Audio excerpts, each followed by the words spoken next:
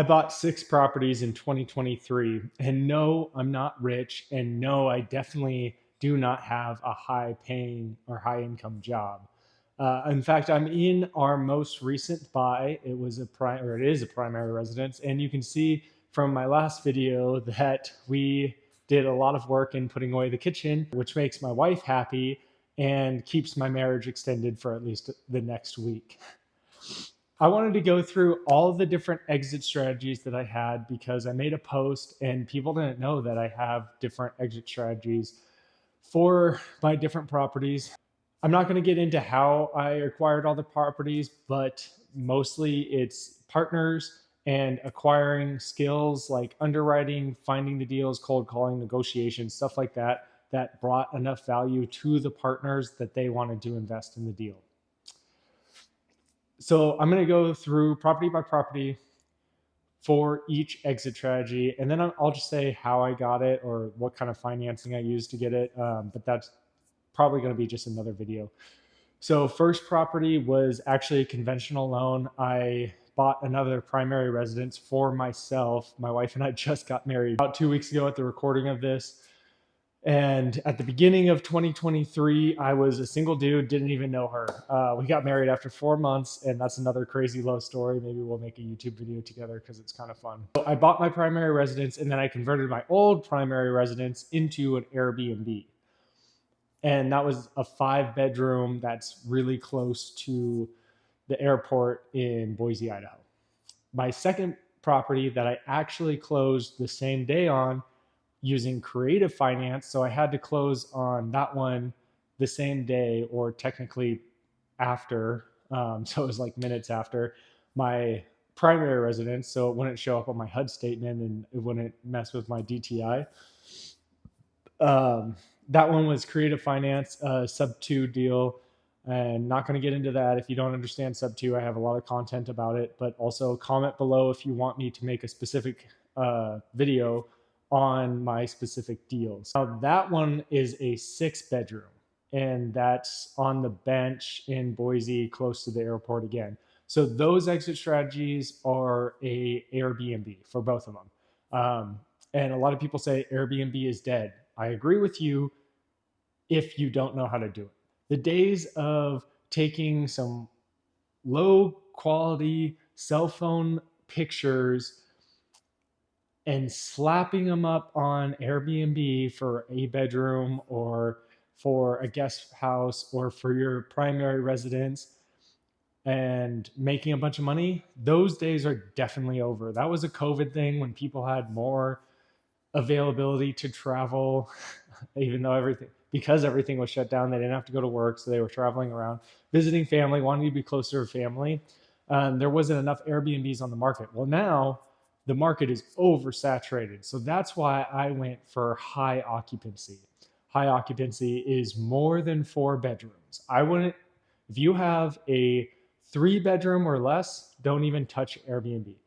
Studios do kind of well, or like single bedrooms at a lower price point, but 5 and above is my personal buy box. And the reason why is there's still a market for families who want to travel together and be under the same roof with all the amenities like a kitchen and laundry. A hot tub is a big one.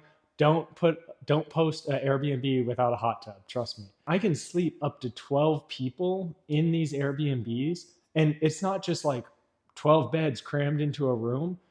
I have tables that are big enough to fit all 12 people. I have outdoor dining. I have a large kitchen, and I have plenty of recreational family space and seating for everybody to be comfortable. So that's the key, making it fit all the occupancy, not just sleep all the occupancy, if that makes sense. And then also numbers, AirDNA. So my property manager and I went through the numbers, went through AirDNA, and we recognized that there's over 1,800 2 and 3 bedrooms on the market right now in my city. That's 1,800, right? So you're competing with 1,800 other people who have Airbnbs up. Most important thing, have great pictures. Have a hot tub. Amenities are great. Anybody searching for a hot tub, that automatically dwindles down. And then we just clicked up to 4 bedrooms. 4 bedrooms, there's I think like 300, but you get up to 5 and 6 bedrooms, there's only 3 between five and above. There's only 3 that weren't luxury. Mine are high upscale, meaning the class right below luxury. So luxury typically goes for $1,000 a night, and it's where big, like, where you would think of like a party house or renting out for a wedding venue, that kind of thing. Mine is really nice, but it's not at that luxury price. So a family can still travel and rent out one of my Airbnbs and have all of the amenities while also saving about half of what they would have to pay if they all got individual hotel rooms and they sleep under the same roof. Anyway, so that's my buy box for Airbnb, except for I'm doing some stuff with off of runways because my wife is a pilot and I'm a student pilot, and we want to buy a plane and run a backcountry course.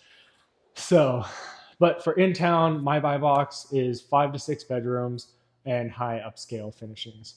Okay, my next property is 10 acres off of Hayden Lake, which is outside of Cascade, and that's like a really pretty part of Idaho. Hayden is kind of like the ritzier part of that area, and obviously we're right off the lake. We're right next to the runway for the airport out there. Got 10 acres. We did that as a owner carry. That's an estate they couldn't sell for the price they wanted, so we gave them the price they wanted, but said we're not going to pay you for 3 years, and what we're going to do is partner with a builder, pay them back the cost, and then split the proceeds down the middle for a luxury build. And that's going to be big 10 acre. We're looking at a 3,500 square foot house and a 2,000 square foot guest house and a large luxury stable and horse pen and that kind of stuff. Some cool amenities, outdoor pools, outdoor living area, make it fancy. So that's essentially a 3-year build slash flip. And we're still looking for a building partner on that. There's 0 holding cost, sans taxes, for that 3 years, which is pretty exciting. Next down the list is 18 acres in the outskirts of the city that I live, Boise, Idaho. It's called Emmett. It's kind of like the rural area, but it's up and coming. And we got 18 acres. There's 2 properties on it that are both renting out long-term rentals, and those are paying for the property. It's cash flowing a couple hundred, which is great year one, but the exit strategy isn't to keep them long-term rentals. The exit strategy is actually it's going through rezoning right now, and wait for the rezoning and then partner with the builder again, and build subdivision or whatever it gets zoned to, and then parcel it out and sell it. Acquired that through a hybrid, owner finance and subject to kind of mix. Hybrid is just that. It's paying the underlying mortgage on behalf of the seller, and then owner carry is just the owner owns it outright and you're paying them. So hybrid is like paying that underlying mortgage and then giving the seller their equity in monthly installments. All right, next up is actually my favorite because I was working on this one for a long time, and a good buddy in real estate who has way more experience than me. He was actually going after this deal too, and I landed it. So it makes me feel good. But it's a triplex that's right across the street from one of our main hospitals, downtown Boise, which is really excited because I could throw a baseball and hit the foothills, and then the triplex itself is right outside the sky bridge that connects to the hospital. So this is a perfect location for travel nurses. That's our exit strategy. Travel nurses or single doctors, because it's a one bedroom triplex. And we're just going to midterm rent those out to the travel nurses. Another thing that makes this pretty exciting is that this specific hospital is one of the largest draws to travel nurses. The hospital has a necessity for it. So they will pay a travel nurse a significantly higher rate to come travel here. And Boise's amazing, so everybody's going to want to at least hit it once. So if you're a travel nurse and you need a place to stay and you don't want to commute to work, your boys gotcha. That is a hybrid deal again. We're paying the underlying mortgage, and then we actually did a really creative thing with the equity where we gave a large down payment for the property, and then in a year we're going to give him another drop. Looking for a partner for that as well, because there's opportunity to convert that from a triplex to a quadplex, so adding a whole nother unit, and that's going to add equity and cash flow for obvious reasons. Okay, so now if my wife is watching, this is actually my favorite property of the year, and we snuck this in right at the end. This is actually my wife's property. We put our marriage on hold, so because my debt to income, my HUD statement would have crushed her. So she purchased this as her primary residence, and I'm a realtor as well. I guess I should have added that in. All the properties that I buy conventionally, I am a realtor. I'm an investor who has my real estate license, I should say. And I do that because I get 3% commission on most deals. That's not a hard, fast rule. So I can put that 3%. For example, I did my first primary with a VA loan. And then my second primary that I did last year, I just did that with the FHA loan because my original primary, I bought it the year before and I didn't have enough equity to pull out. I didn't want to refinance into a higher rate. And I have this commission to put towards the 3.5% down payment. So instead of paying 3.5%, I really just did 0.5% to get in my primary residence and convert my old one to an Airbnb. So for this deal, because we weren't married, I couldn't do that. But what I could do is go to Mr. and Mrs. Seller and say, hi, I would like you to take away my commission. But what you have to do is give the commission that you take from me and give it to Miss Buyer. So essentially what I did was, so I don't have to pay taxes on it, I just took my commission, took it away from me, and then put it to her for a seller credit.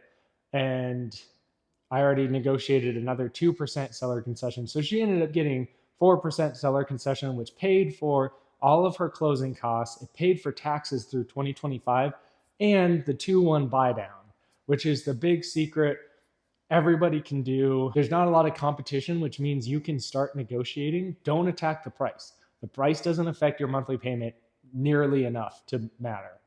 $10,000 affects it like maybe $50. But we put $10,000 towards the 2-1 buy down. That brought our rate down $600 a month. 600 versus 50. You guys can do the math. I have a whole nother video about 2-1 buy downs. It's freaking cool. It is an escrow account, and essentially it takes a piece of that every month to pay down your monthly payment, the delta between what your interest rate actually is and what your 2-1 buy down rate is. But it holds it in that account. So if we have an opportunity to refinance, which the feds say we will in 2024, which is this year, actually coming, I think, in a couple of months. They say it's going to start Q2. So this is filmed in the beginning of February 2024. So it's actually not filmed at all. Fun fact, this is recorded because I'm using my cell phone. Crazy eyes. My pre-workout's kicking in.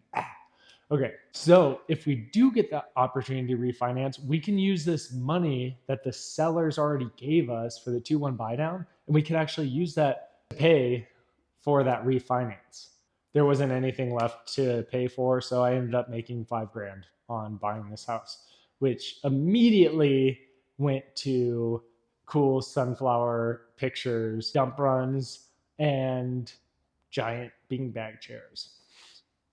My primary residence that I bought at the beginning of the year, that's either going to be, so before I met my wife, I was house hacking, which is just renting out a room to cover the mortgage.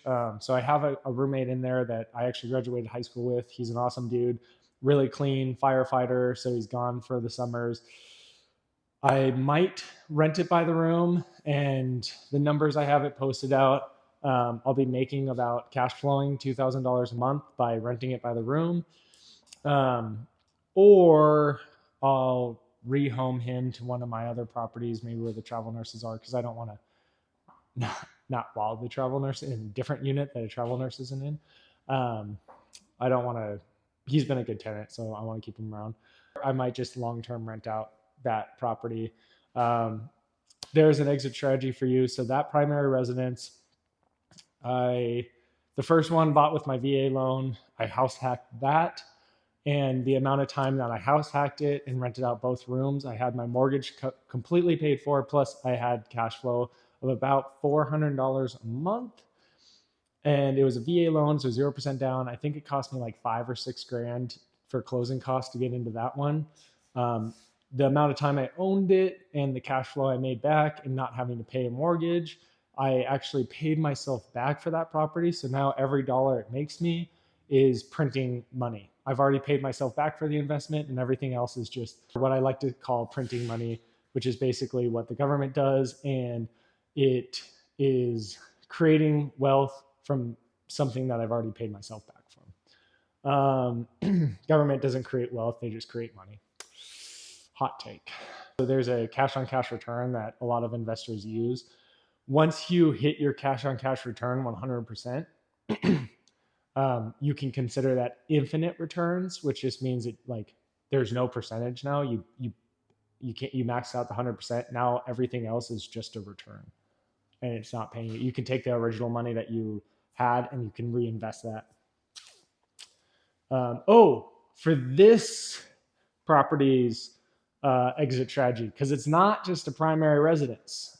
It's a perfect mix of my wife's awesomeness and my okayness. She's like a homestead light, I like to call it. She has chickens, and this new property has a giant chicken coop, so we're going to get a lot more chickens. She has 6 right now. We're going to not 10x that would be wild. But we're on an acre, and there's 3 different gardens, including a sunflower field, which is her favorite flower. There's a dog run for my pups. I have 2 German Shepherds, and they're going to keep the chickens safe. There's also a 80 by 60 foot pad that we're going to build an ADU on, and ADU is additional dwelling unit, and we're going to rent that out. There's also a tiny home back here that we're going to, or at least I should say a shed. It's like, it's not quite a shed. It's like a mix between a tiny home and a shed. Like, if that makes sense, like it is a really, really, really well built shed. But there's already electrical out there. We're going to run sewer, and we're going to run water out there. We're going to turn that into a tiny home and midterm rent that out. And then we're going to build that ADU. We bought it well under market value. My CMA said we bought it for conservatively $30,000 under market value. And it seems like the time we bought it might be close to the bottom. We never aimed to try to hit the bottom. And here's like just a investor tip. Don't try to invest in the bottom. Whatever market it is, doesn't matter if it's real estate, crypto, it's stocks, whatever. Do not try to hit the bottom, because what happens is it's like catching a falling knife. You're either going to watch it go, and then you're going to cause yourself a bunch of drama of like, oh, it's going to go down more, or it's going to come back up, and you're like, oh no, it'll come back down, and then it'll start going back down a little bit, and you're like, yeah, I'm just going to wait. And then it goes up even higher, and you're like, dang it, I bought. So what you do is, especially stocks or crypto, you just buy in increments. So if it keeps going down, it's like, yay. And if it keeps going up, you're like, wow, I'm really glad that I bought here, but I'm still going to buy because it's going up, you know? The housing market is the same way. It's just on a macro level, but leveraging. Here's tip number 2 that I'm just going to keep throwing in these videos because people don't understand this. When you buy real estate, you're not using your money. And if you are, you're not doing it right. Dave Ramsey, I get it, dude. In the 2000s, your methods worked. It made sense. You know, when homes were $80,000 and you could save up.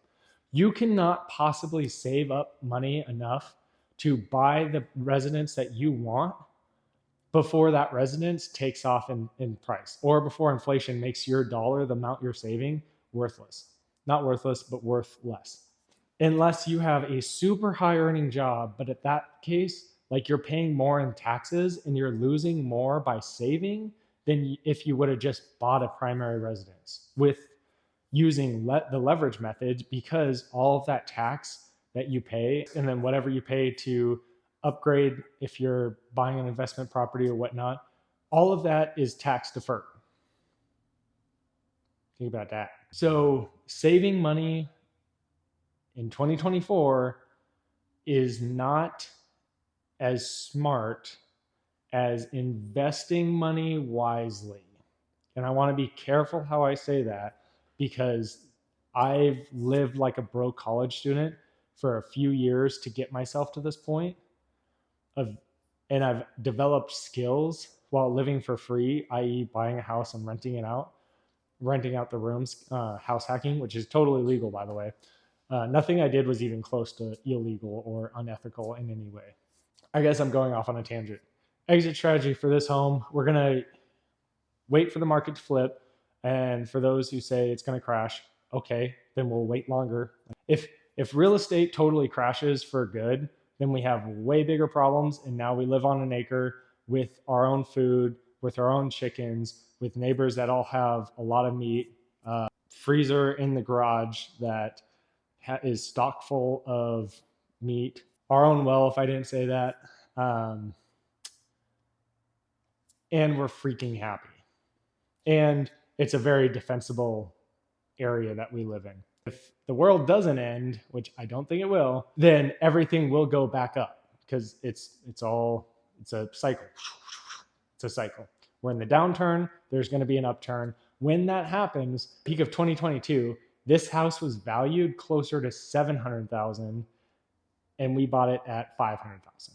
So eventually that'll go back up. We'll pull equity out, which isn't actually pulling equity out. It's lending against it. HELOC, home equity line of credit. So it's kind of like a credit card. You don't have to pay interest on it until you swipe it.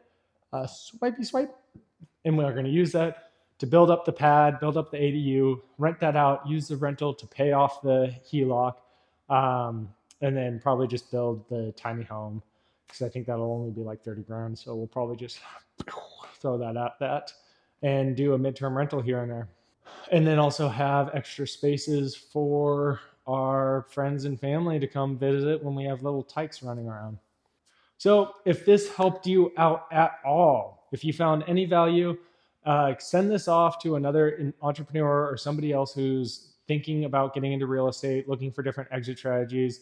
You can DM me if you have questions. And this is a small time YouTube channel, so likes and subscribes, all that stuff helps with the algorithm and gets this content out to more people that might be in a situation that could use it. The comments are totally open for you.